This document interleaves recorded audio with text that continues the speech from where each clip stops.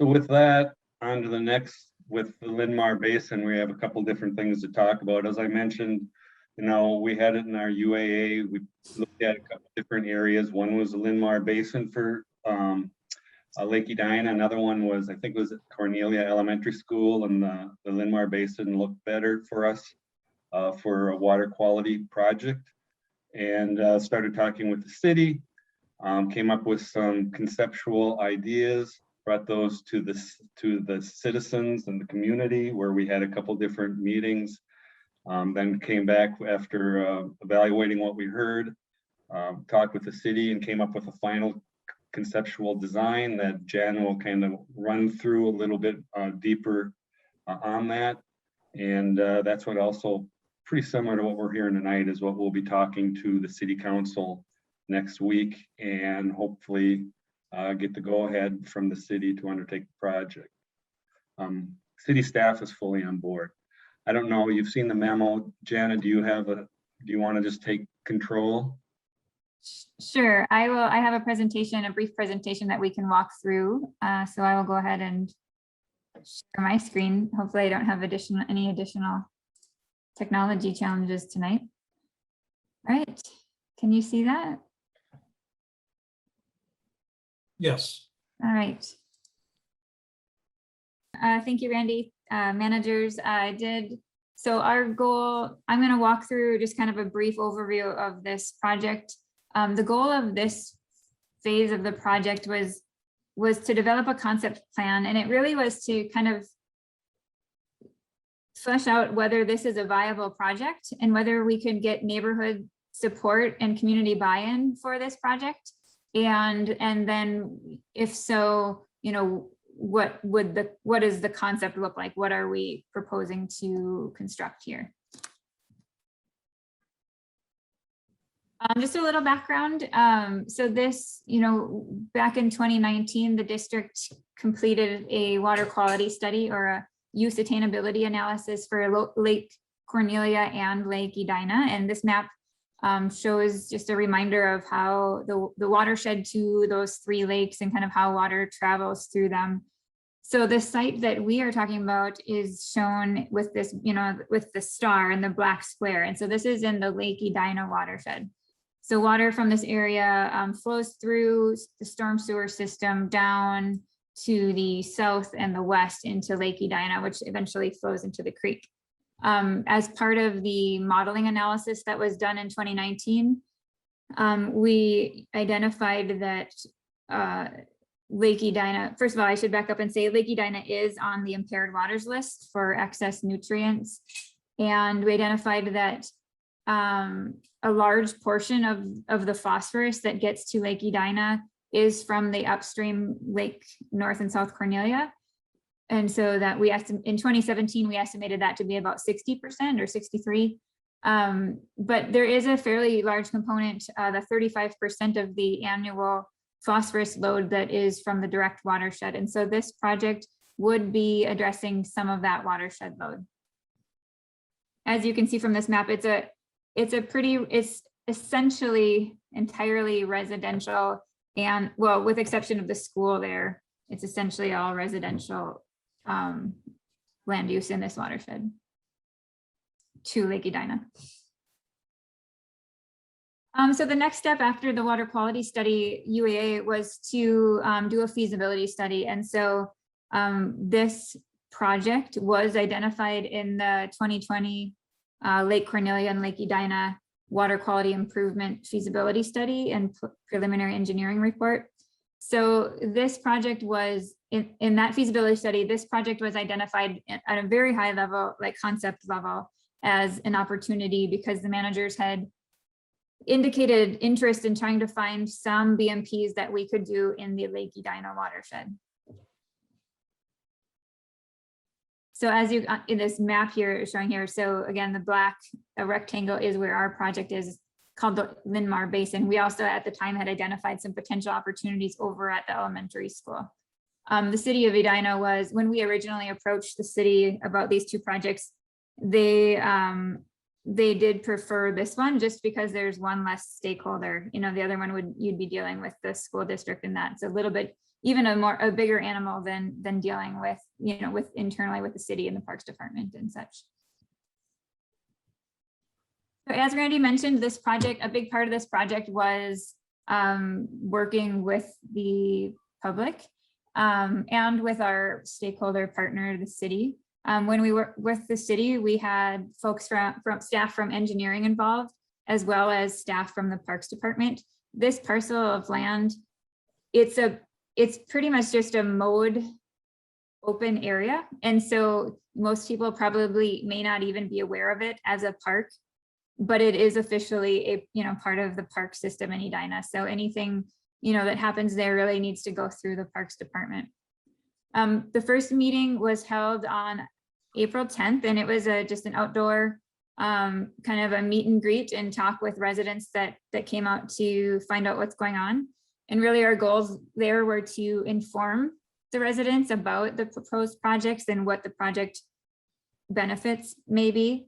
And then also, and maybe even more importantly, hear from them about how, you know, how this park gets used and what they're concerned about. As you can imagine, people are get pretty nervous when they hear that something in their neighborhood is going to change. And so there definitely was some concerns. I think at the end of that meeting, we were able to alleviate some of those concerns. And so people understood that we're not coming in to make some grand changes to their park and how their quality of life. So that was, so I think it was a helpful meeting. The second community meeting was on July 13th. And at that point, we brought back 2 different concepts based on what we had heard from them at the first meeting. And so we shared our design concepts and really just talked with people that attended about which, about the 2 concepts and certain features of the concept that they liked or disliked or preferred. And again, listened to questions and tried to address any questions or concerns. This is just a picture before we get into the concept design. This is just a picture of what it looks like now. So as you can see, it's this area that's generally mowed, but you can see in the middle here, there's this is the lowest area elevation wise, and you can see there's a lot of trees here. So right now stormwater comes in here and it flows and it comes out here. And so there's been a lot of volunteer trees that have grown up over the decades. So there's some pretty large trees here. So if we're standing at Mayville here where that star is, and you look into the basin, it looks like this. So it's kind of a gradually sloping basin here. And then if you stand over kind of more to the southwest over on Bristol here, you kind of get this view. So you can kind of see that it's a low area that gradually slopes down. And then you have this grove of trees in the middle there. So this is where we landed with our concept design. And so the primary design goal at this point was to maximize the storage we could get. So basically we want to expand the bottom of the low area and drop it about 1 foot. And so that will be, so if we drop it 1 foot, we can store water. The stormwater, the first foot of water that comes in there, it will infiltrate instead of flowing out the pipe. Right now, most of the water that comes in leaves through the existing pipe. So if we lower the bottom, we'll be able to store that water and infiltrate it. And so that's how we're reducing our runoff. We also, maximizing the storage also helps us to store more water when it comes to flood reductions.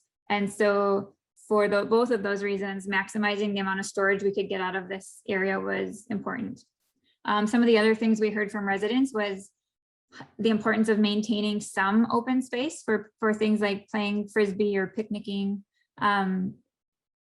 They did really like the idea of a path or a sidewalk connection. Currently, the sidewalks in this area, there's a sidewalk that runs along Mayville. Sorry, and this map is actually, so as you can see, the north arrow is pointing to the west, so it's a little confusing. But there is a sidewalk currently on Mayville, but it just essentially stops. And then there's another sidewalk over here that essentially stopped. So we're providing kind of a missing connection, which was I think the neighborhood appreciated that. One of the things we heard was they really want to minimize tree loss. And so there was several comments about the trees here and that they provide some screening from the less residential area to the east. And so that was important. And then they also like the idea of keeping the park looking neat and tidy, not the idea of plantings that were more aesthetically pleasing and tidy was preferred. So that's an overview of the concept. I guess before I move on, I will say that we did, so this shows the trees. So the trees, the round circles that are shown in white, those will be protected. And then the circles that are shown in red are trees that will be removed. So there's two large cottonwood trees that will be moved. It would just, the design really isn't conducive to saving those trees, which there is at least one or two residents that were very concerned about the loss of those trees. This is a summary of the estimated cost. And so I've broken it down, it may be more detailed than you want, but I wanted to just kind of show you where the number came from. So we put together a estimated cost based on kind of rough line items of the things that we are anticipating being part of the construction. So when you subtotal those up, you're at about 552,000. Usually we add in a construction contingency. At this point, at a concept level or feasibility level, we'll often say 30%, because there's just a lot we don't know about what this design is going to look like. And so with those two combined, it's about 718,000. Adding on some engineering, design, and construction administration, I've just used a 25% estimate. Our total ends up being 898,000. And then I did offer up a range there so this range is just something that is there to sort of portray the idea that there's still a lot of, for the level of definition that we have in our project right now, and the level of detail that went into the cost estimate, there's still a range, so that range is really just there to portray that. Water quality benefits. So this project is primarily, the primary benefit from the district's perspective here is water quality benefits.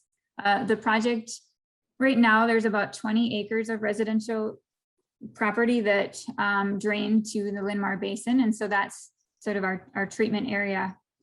With that, based on the size of the proposed basin, we'd be reducing the runoff from that area by about 91% on an annual average basis. That equates to about 12 pounds a year of phosphorus removal, and that's on average annual as well. That's a little lower than what we had predicted, or it is lower than what we had predicted in our in the previous feasibility study that was, so when we had just done a very high level concept, that it's a little lower because primarily because the impervious assumptions we used previously were a little higher than they probably should have been. So we did lower those. And so the pounds of reduction went down a bit. So with these numbers, our estimated annualized cost per pound of total phosphorus removed is about $4,300 per pound. So I'm going to run through a few slides. So just to kind of try to put. Jana, yeah, sorry, that's over 30 years, right? Yes, we're assuming. Yeah, thank you. We're assuming that the estimated life of the project is 30 years, and that gets used to just annualize the cost. So we take the capital cost and annualize it over a 30-year period, and then we add in a value, an estimate of what the annual maintenance might be, and that's how we get to that number.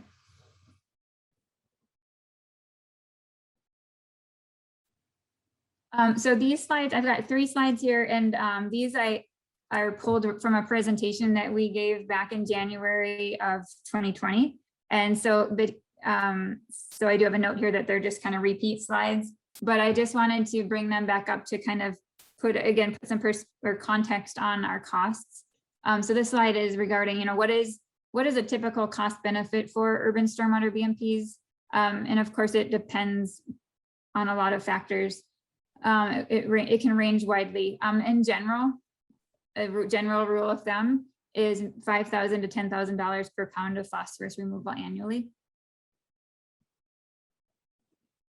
This is we had the Ramsey Washington Metro Watershed District keeps a really nice database of their BMPs and the associated cost and the removal. And so we had asked them to, if we could use and share their data. And so, so this is a slide based on their projects. An average that they have for their capital improvement projects is about $5,000 per pound of phosphorus removed. And then for their BMP cost share projects, it was a higher cost at about $10,000 per pound of phosphorus removed. And then this is just kind of along the same lines. This is a graph of, so this is their cost share projects, and this is based on approximately 300 projects. And so you can see there, they are, the number of stormwater BMPs is on the x-axis and the cost is on the y-axis. And so you can see, we're down here on this project at this point, we're at about $4,300 per pound. And so it's kind of putting us, right in this area. But I think overall, still in the category of good value.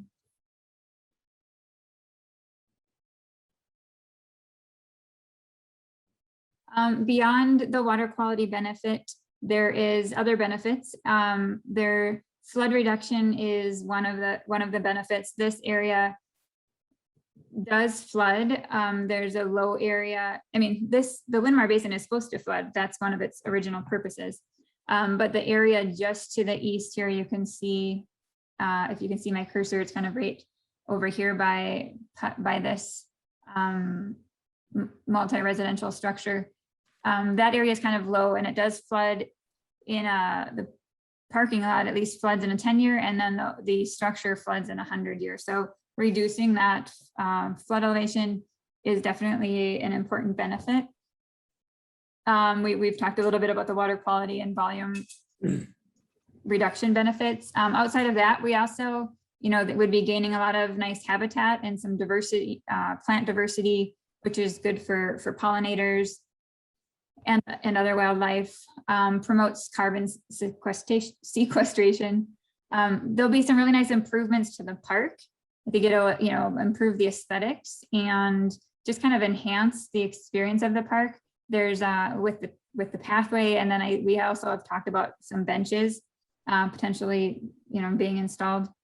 And then I think there's some nice educational opportunities too to demonstrate some innovative stormwater management and add some signage to help spread the message. I think the proximity to the school here is really nice, and maybe we could even take the educational opportunities to another level. Given that the school is just a couple blocks away. And then this is just a quick slide showing the flood risk reduction benefits. So what we're showing here is the dark blue is the flood inundation under existing conditions, and then the kind of maroon color is under proposed. So you can see how the flood inundation shrinks a little bit under these two different events. So what you'll see in this graphic to the left is that in the 100-year 24-hour, the flood elevation does go down, but it's not major. You can see that multi-residential structure is still underwater there, or apparently impacted. I don't have any survey information on that structure, so I don't know whether what the low opening is. But the 100-year impacts aren't as overwhelming as I'd like them to be. The 10-year, you can see that it is nice that the 10-year under existing conditions, there's inundation in the roadway, and then under proposed conditions, that would be limited to the Lynmar Basin.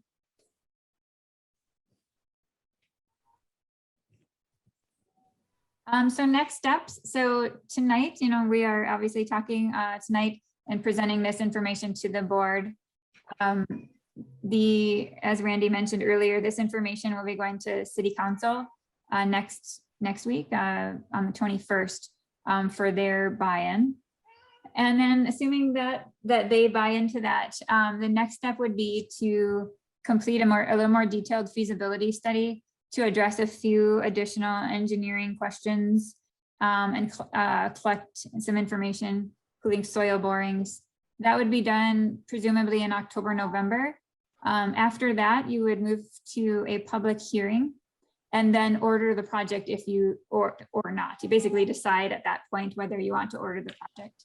The next steps after that then would be to design and bid presumably in the winter and spring of 2022 and construct in summer or fall of 2022.